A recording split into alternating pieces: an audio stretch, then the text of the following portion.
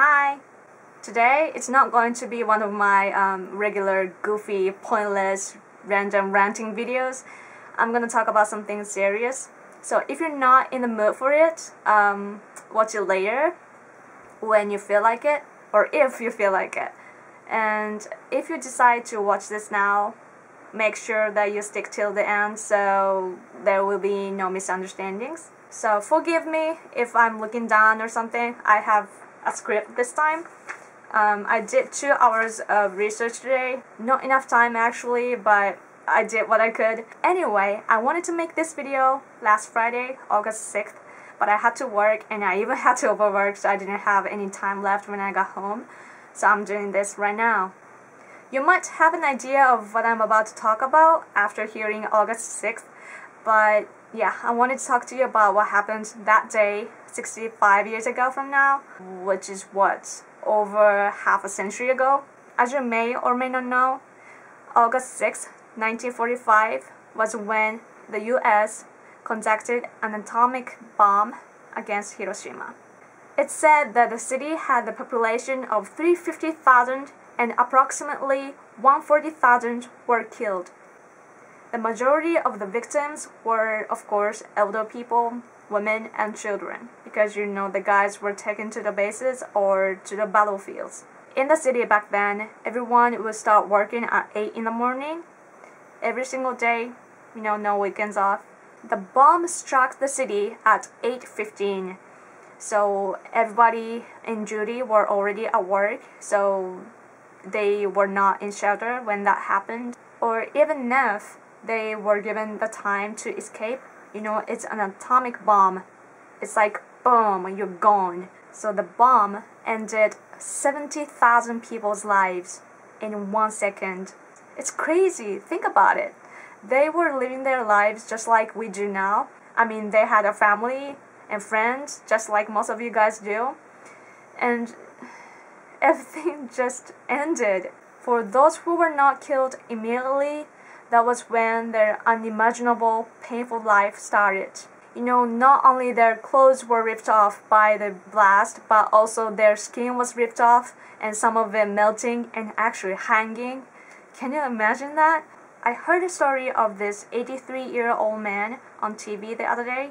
He was talking about what he had to go through when he was little. He was 13 years old when that happened. He was playing alone in the park. So the atomic bomb attacked the city, including him. And he was not much burned, but he broke his leg and he couldn't move. And then he hears someone's voice calling his name.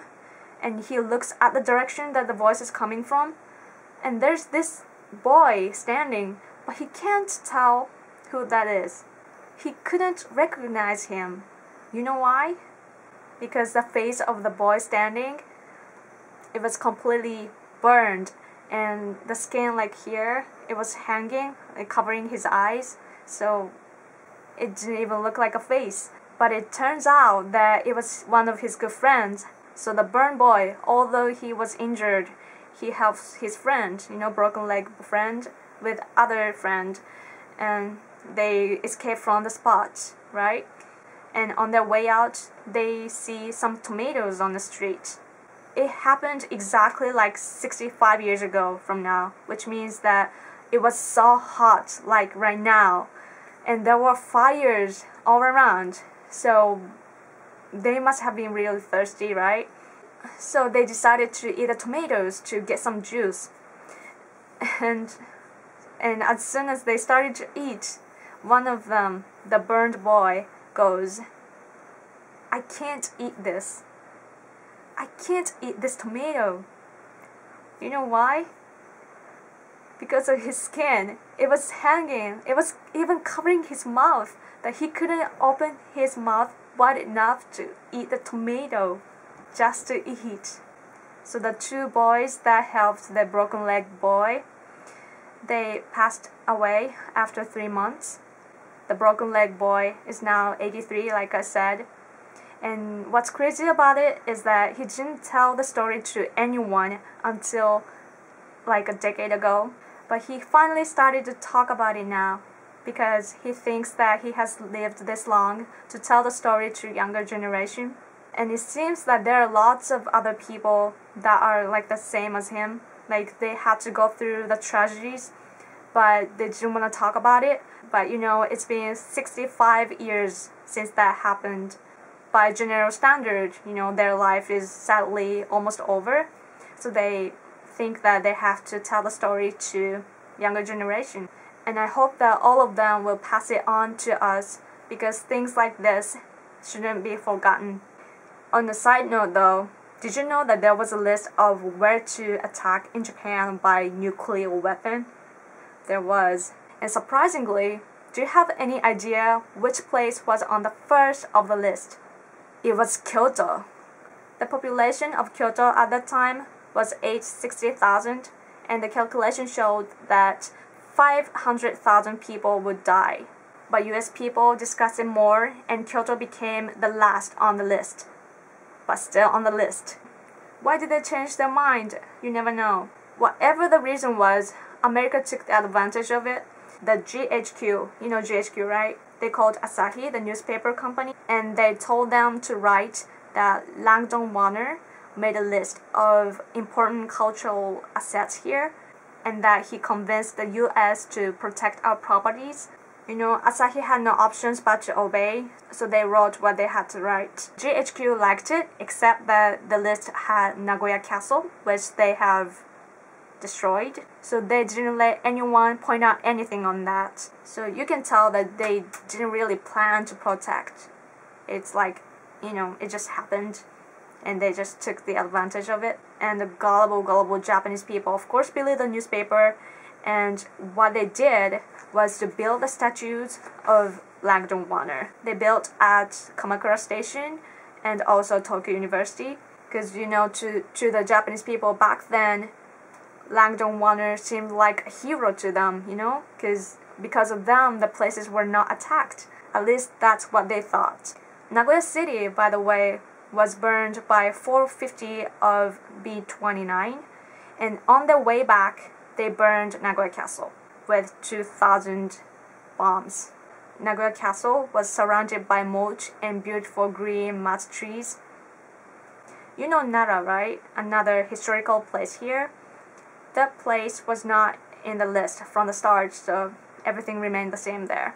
I know that this is war, that we destroy each other's countries. I know that Japan has done terrible things to other countries as well. Probably not as horrible as atomic bombs, but it makes me pretty sad when things that people have built up and cherished, taking a long time, have to vanish. The complicated side of things like this though, like you never know what's true or not. How I think about wars and history in general, the basic idea is he says she's a fight. Because you never know, like you are not there when things happened and you just hear stories, from TV, from books, and from someone else. And sometimes the records are wrong, or people go just hysterical and make up stories intentionally or unintentionally. So when you hear a story, you have to think, how trustworthy are they? You really have no idea. Like, it's like rumors, right? I just hope that people don't, stay passive and swallow everything the media says and stuff. It's difficult. It's like you're trying to catch a cloud. Yeah, it's a Japanese way of expressing it. The important thing, I think, is that you actually spend your time thinking about things like that. Because, it might not make any difference to the world right now, but it might later, and at least there will be a difference in your heart. Anyway, I just wanted to encourage you to have some interest in what happened 65 years ago. I might be repeating myself, but the resources of your opinions shouldn't be limited. You can't judge anything until you know enough. If you do not feel like doing a research though, you can always watch movies. I bet that a lot of you guys have seen, what it's called? Grave of the Fireflies. Yeah, it's your favorite Hayao Miyazaki's movies. But another I recommend is called Gekko no Natsu. And to be honest, I don't think it's out in other languages. So in previous Japanese, so you can watch it. But it's about these two guys from the suicide attack corps in Tosu City, Saga Prefecture, which is where I actually used to work 2 years ago. They go to play the piano in an elementary school nearby, right before they go on a mission. It's based on a true story. I don't know how much of it is true, but it's worth watching. Whether or not you have noticed, I'm an optimist, and I kind of like it that now we have problems like global warming, because, you know, all the countries have to get together, think together, solve the problem all together, instead of fighting with each other and taking other people's lives. We don't have time to fight. Anyway, I think I'm talking too much. I hope you have something on your mind right now. Give me your feedback if you can. I wanted to ask you some questions, but my battery is sadly dying, so I'm gonna go. You know, I'm sorry if the information I got you is somehow wrong. I'm not an expert, but I just wanted you to think about this just a little. And also, I wanted you to appreciate what you have right now. Like, you watching this video means that you have a computer, you have a net, and you have some cozy place to do that, and you can actually pay for it.